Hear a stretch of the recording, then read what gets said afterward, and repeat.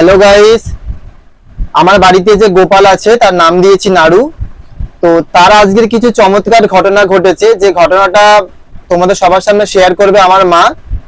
তো শুনে নেওয়া যাক মা কি বলছে। নমস্কার, হ্যালো গাইস।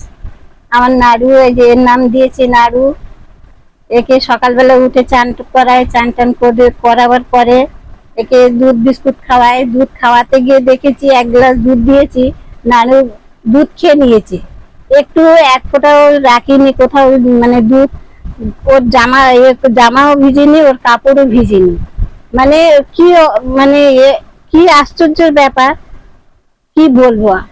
এতদিন ধরে লোকের মুখ থেকে ঘটনাগুলো শুনতাম, এই চমৎকারের ঘটনা, আমি কিছুতে বিশ্বাস করতাম না। টিভিতেও দেখাতো, টিভিতেও দেখতাম, তবুও আমি বিশ্বাস করতাম না।